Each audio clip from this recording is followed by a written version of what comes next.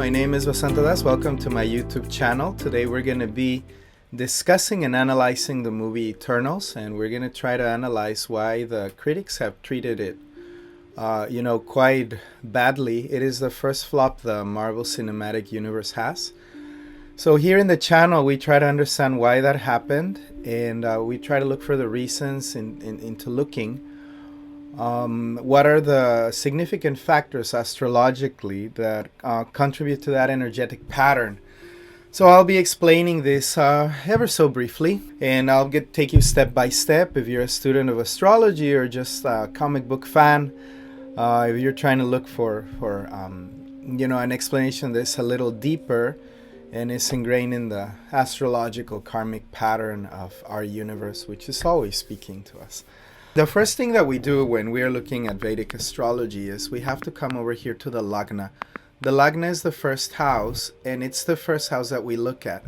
The ascendant is very important because the ascendant represents, the visual representation, you can say the body of the individual. So what I have here is that the movie was born on the day of the premiere, and it's October 18th of 2021 at 5:30 p.m. in Hollywood, California. So what we have over here is that the moon is in Pisces. So remember that Pisces is the sign of innocence. It belongs to planet Jupiter, and it is also a very heavenly sign. It is the most angelic of all the signs. There's an innocence, and there is a forgotten sense of paradise in the sign of Pisces. Pisces believes in paradise or the possibility of it, and there's a certain simplicity associated with it. In the Dharma code, we would see that the Vedic value of behind the sign of Pisces will be ahimsa or nonviolence. So the question that we have to ask ourselves is, who of course is lording the sign of Pisces? In this case, the Lagna or the ascendant is lorded by planet Jupiter, who is in the 11th house. So the 11th house is the house of friends. It's the house of popularity around circles of people that are not exactly our family. It has to do a lot with fashion as well, and it has to do with unearned wealth or unearned income. So it is a very social house. It also fiddles with technology. The 11th house does so. So what we can see here is that planet Jupiter lording the ascendant should be a very positive thing to give this movie fame. But in this case, since planet Jupiter is debilitated and at the same time conjunct Saturn, a very strange thing happens over here, because I think the movie got famous for it did get famous, but it got famous for the wrong reasons, which is all the buzz around the movie has been a very negative connotation. Now, so it is not the first movie to be banned in other countries, because already Shang-Chi and Black Widow, for example, were banned in China, I believe. But it is the first movie to be banned in some international countries because of its portrayal of a very open gay relationship between two of the heroes. So that right there is telling us about the ascendant. That is the mark of the ascendant, and the ascendant lord being debilitated in Capricorn, which is, when Jupiter goes into Capricorn, Jupiter has this quality that it wants to expand everything it touches. So Jupiter being in Capricorn wants to be equal to all and wants a policy that is same for all. So behind the machinery, the karmic machinery of what's behind Eternals, it is not only the LGBT community that is behind it, or the intent of the studio to accommodate the group of people, but it's also the fact that they're bringing heroes from different nationalities. So as far as I know, they have an Indian, they have a Mexican, and they have the representation of somebody that would be, for example, Greek. So for the first time, not all the heroes are American, which is usually the case. Before we have Thor, but he's in the white sector. But the Eternals are multicultural, multiracial. So there's Asians. There's also the Black community represented, and the Latin community represented for the first time. So this is the influence of Jupiter. That equality, that knock for equality, in front of the audiences. Now, do remember that Jupiter's debilitation sign is in Capricorn, and Jupiter is Guru. So Guru means that Jupiter is the teacher of the demigods, the teacher of the gods. And being fallen, what is being portrayed in the movie is a knock, so that, in this case, adharma would be, it's knocking at the door of audiences. So many people didn't like that. It is also the intent of director that is not precisely having the American touch, and she's also knocking at the door with a different proposition of a movie. And so the movie's gonna get, it's gonna get attention, but not in a positive light, but it's gonna become controversial.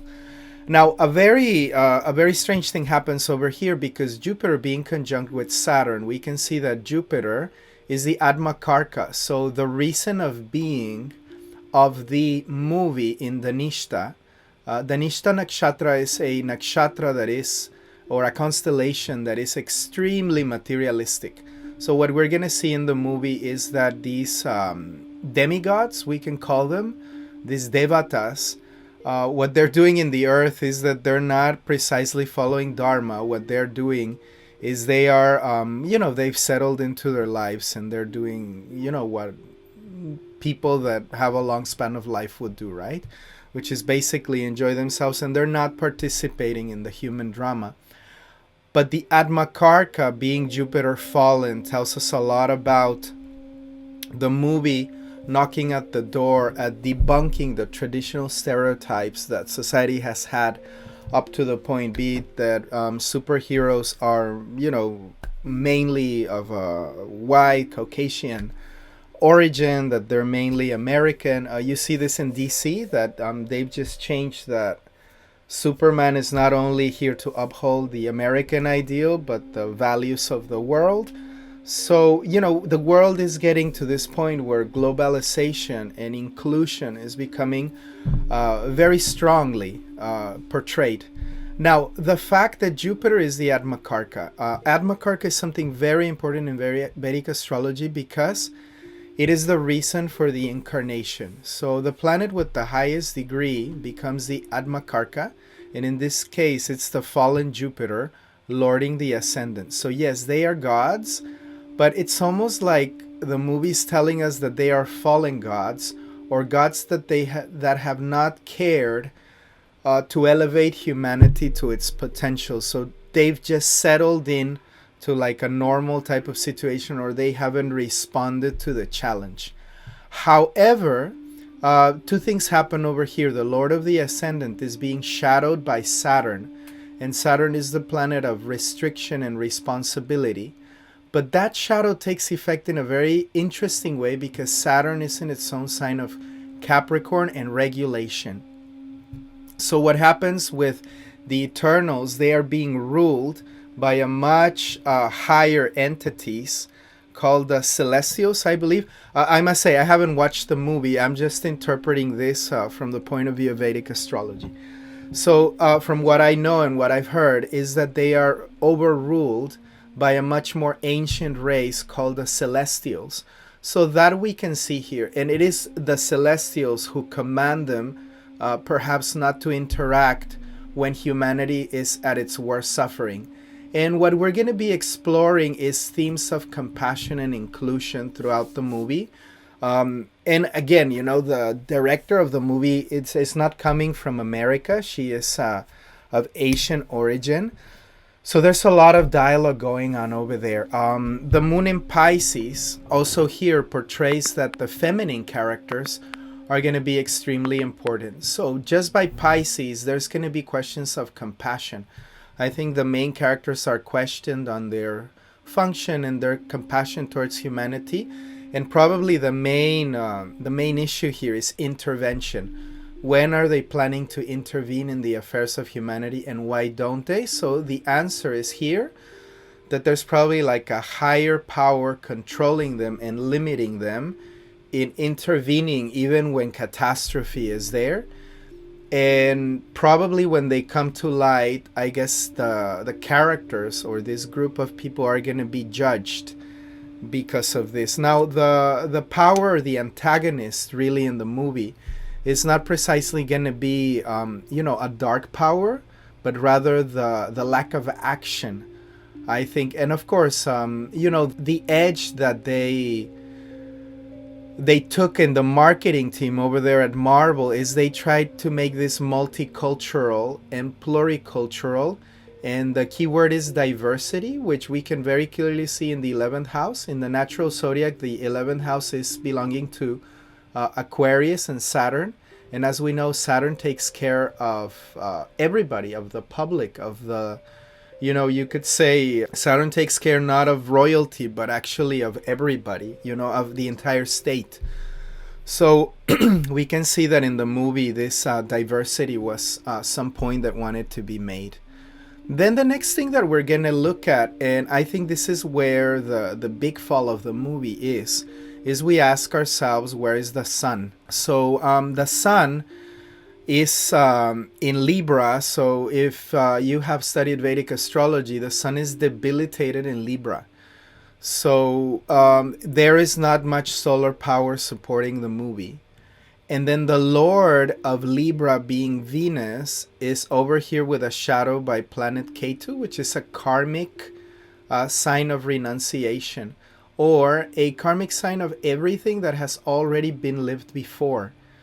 So what I can see here is that these ancient demigods, there's a lot of scrutiny, and there's like a lot of emotional backlash that they have for not having acted in the way that they think they should. I think that is at the core of the plot of the movie.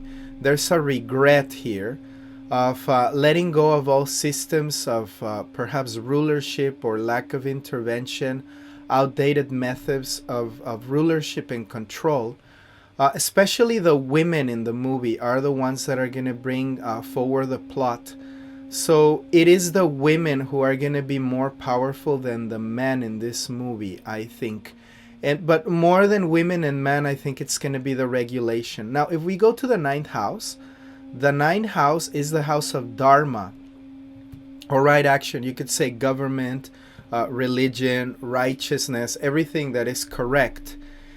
And, no wonder the sun falls over here in the 8th house. The 8th house is the house of the occult, the house of the hidden.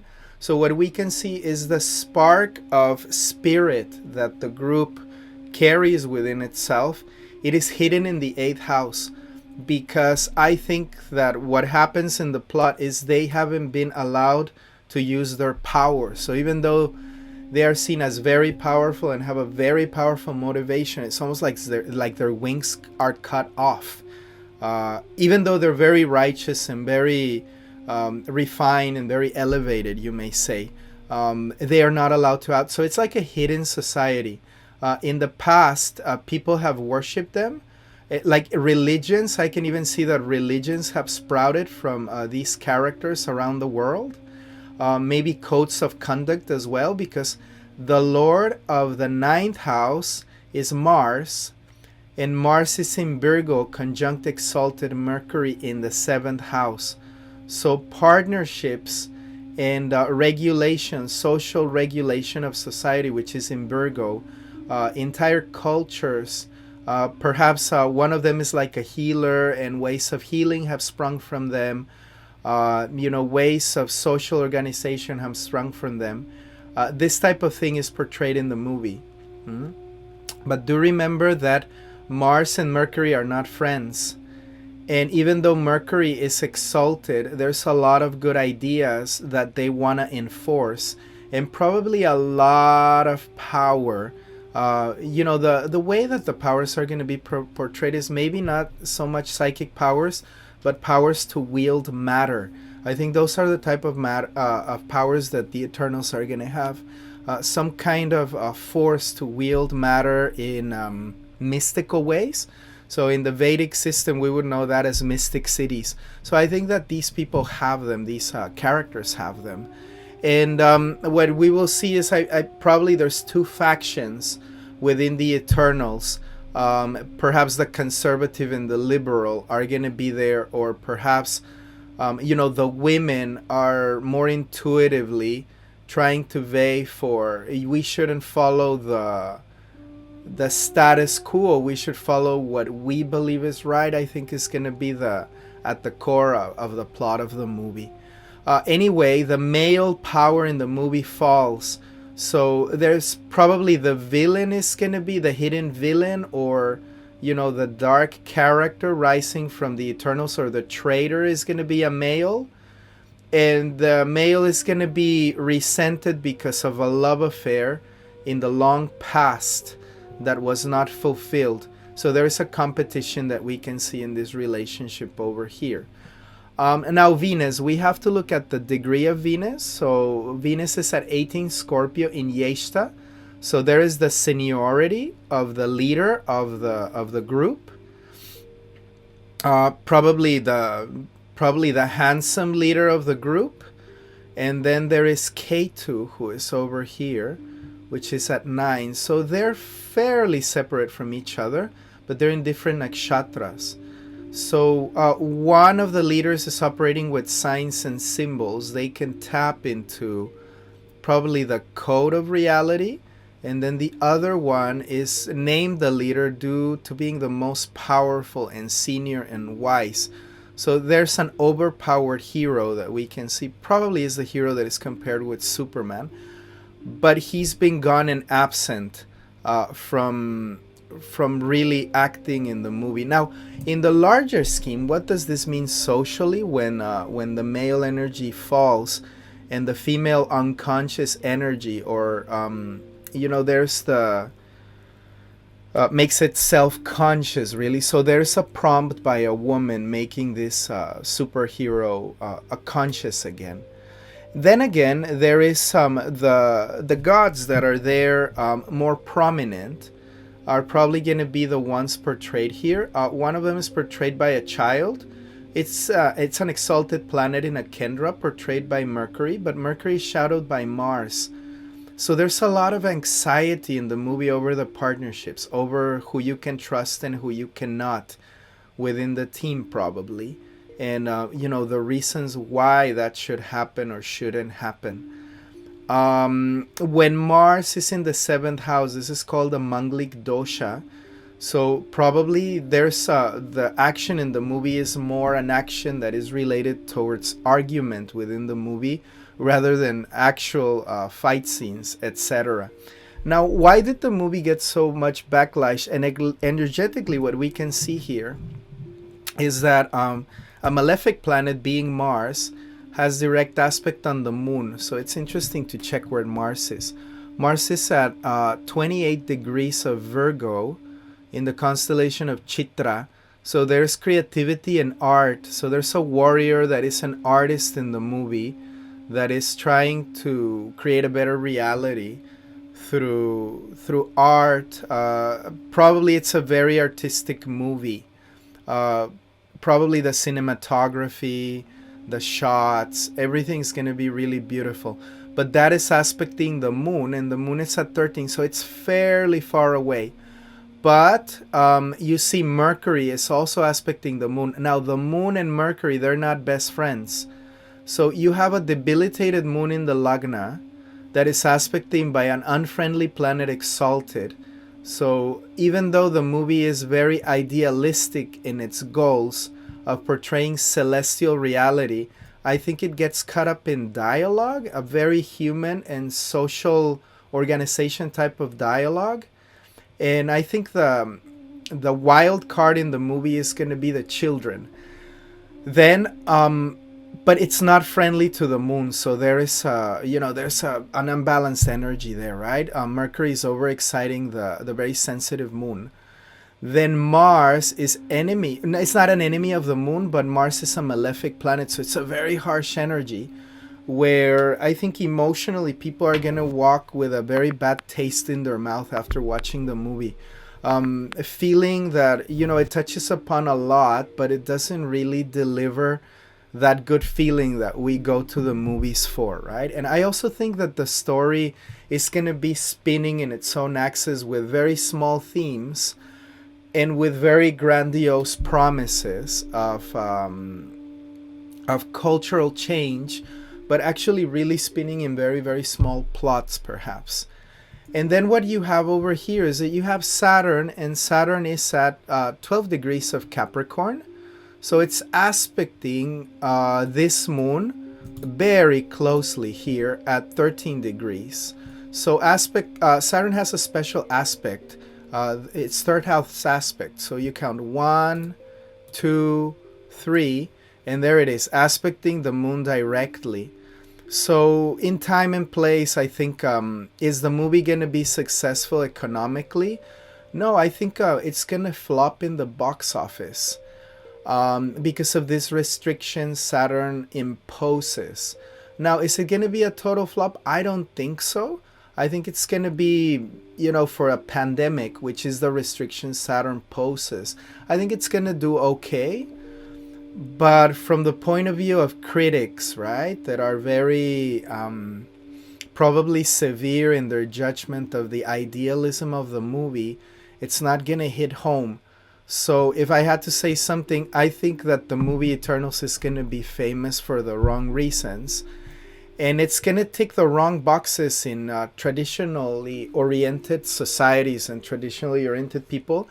But in the future, what's going to happen is I think it's going to bring up issues that society needs to talk about, such as inclusion and racial differences that have been there, and probably give forward dialogue to see where we're stuck in the past. When Ketu is in the sign of Scorpio, as you have it right here, I think we're visiting limited beliefs. And what the movie is trying to get at is what are those beliefs that are ingrained deep in our unconscious that are limiting us from moving forward in society when it comes to acting in the face of violence, in the face of a lack of compassion. It's like, why are we not doing something? So right now it is relevant because we have climate change, because we have racism, although that's becoming better, because we have inequality, because we have, technologically, why don't we use higher technology? It's also, now I've just noticed that the sun is also very weak right here. So the weakness of the sun at 1 degree of Libra indicates that it's probably the day of Sankranti. Sankranti is the day that the sun enters a new sign. So the sun is debilitated in Libra doubly because it is triply because it's in the 8th house. So the sun cannot fall lower than the 8th house, so it's in deep darkness. It is in Libra, which is the sign of its fall. And it's also very, very, very weak as it's just entered Libra. Now Venus, this is very interesting because Venus is about to enter the Gandanta. So when Venus enters Gandanta, this basically means that, it crosses over from a water sign to a fire sign. It is an early indication of that, but it usually means a revolution. When it comes to, energetic quality.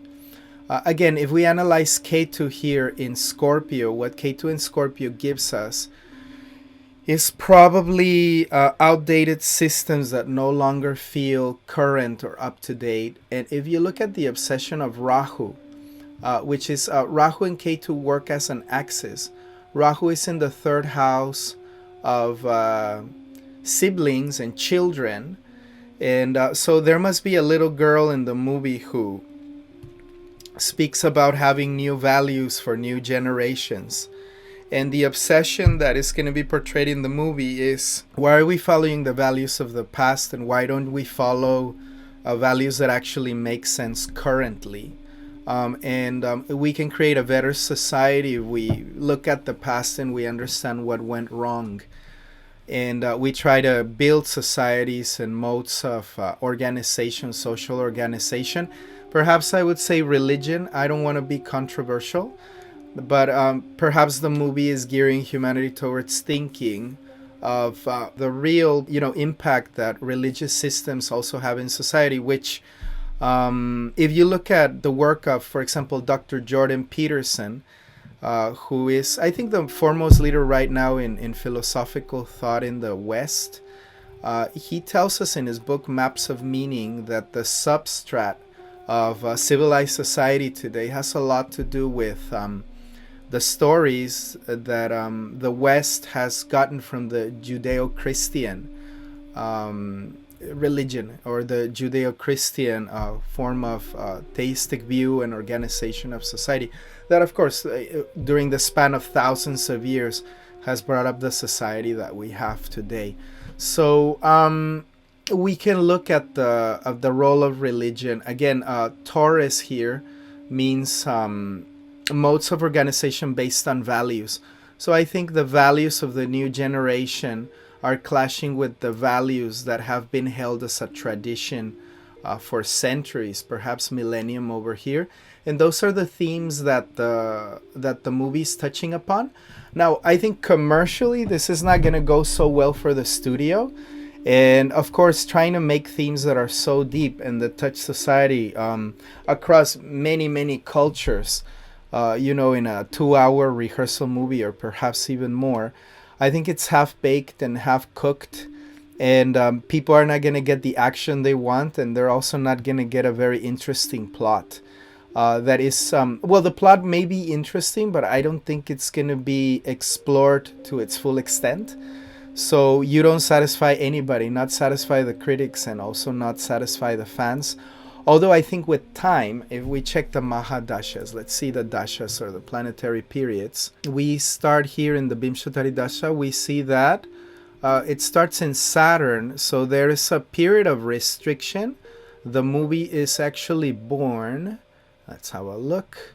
The movie is actually born in Rahu, Antardasha. So Saturn Rahu.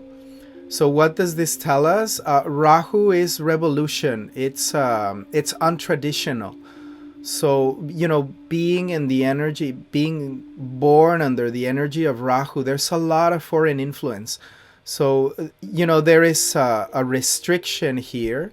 So this about humanity, it speaks to us about what we believe is the current stability of the world.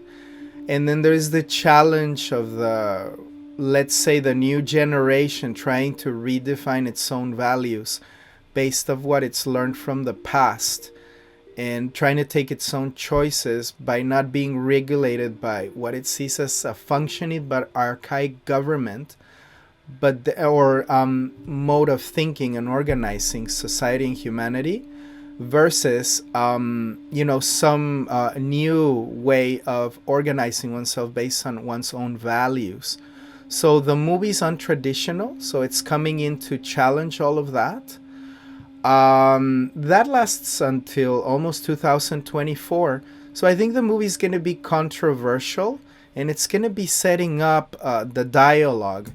So for those people that produce this movie, I would say if you want a commercial movie, go ahead and do that. But if you want to touch upon deeper themes in society, well, have enough respect and go ahead and do that. I think this would have worked better on a mini series, really, than as a blockbuster. I don't think it's material for a blockbuster because nobody will be satisfied. I think you gotta treat your audience with more respect, and if you're gonna analyze themes that are actually very relevant in these times, do it in a serious way, and do it with respect for your audience. Marvel so far has been great at entertaining, and the formula for them works because people can see reflected themselves in the archetype of the hero. Now, are people going to be able to do that in this movie? I think so. Many people are going to be included for the first time in this movie. But the problem is you're not respecting the depth of the issues that may rise in the people, in the minorities, or in the societies that have traditionally been left out of the by the by the ruling white collective unconscious. And as they're making their way in, people from all races have very deep issues, and people that are also from the LGBT community, they don't only want to be accepted, they also want to be understood, and they want their themes to be explored in depth, I would say. So I think the movie, again, I haven't seen it, but I think it's going to be coming forward as a shallow essay of things that are very relevant to society. But the one question that it's going to raise is like, really, why are the heroes not using their power? Or the people that have a voice, why aren't they using their power to make the world a better place? Why are they holding back? And I think that raises the question for all of us. It's like, really, why are we holding back from creating an ideal world? Perhaps we are stuck in the past. Perhaps we are playing it very safe. Perhaps we are not considering that things need to be revised. And, things change, but we can change things for the better. So those are my 2 cents on the movie Eternals. I think within time it'll give the open door for dialogue. And if I think the people that produce this movie see it not as a failure, but as an opportunity to respect their audiences, not just as a marketing scheme to sell the movie and make money, but actually go deeply and explore each and every one of the characters they created, probably in a series in Disney Plus, I think it could be a very great asset.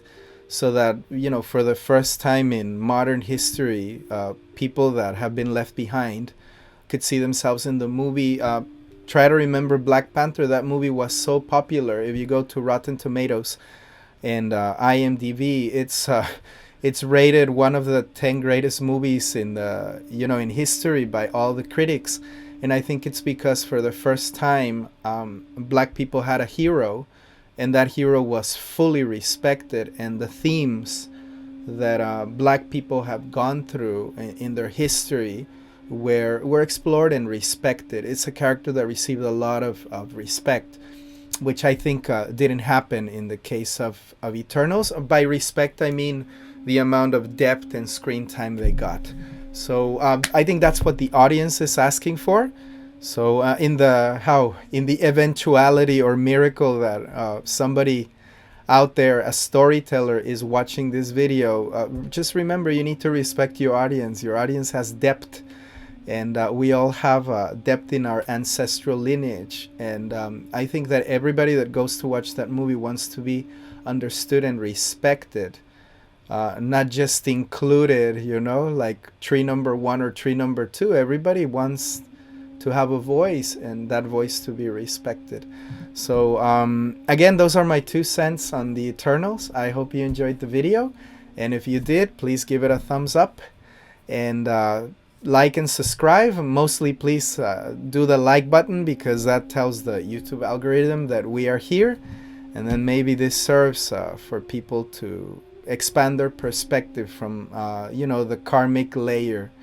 You can try to see astrology as if you ever watched the Matrix movie. It's the code in the Matrix that is falling before we can see it on screen. So again, thank you for watching, and have a wonderful month. Enjoy the movie if you must, and I hope that this expands your understanding of what's going on karmically and the doors that are just about to be open. Remember, this is not a one-time event. Maybe this analysis helps you enjoy the movie more. Once I've done it, I'm going to go watch it, and let's see if it makes sense. I think it's more interesting. This is like a little game that I play with my wife always, that we look at the astrological chart before watching the movie. It gives us a lot of fun. And also the depths that you can see, and what the world is trying to tell us expands when you read the book before you watch the movie, and it's usually more enjoyable. So this is the Book of Humanity.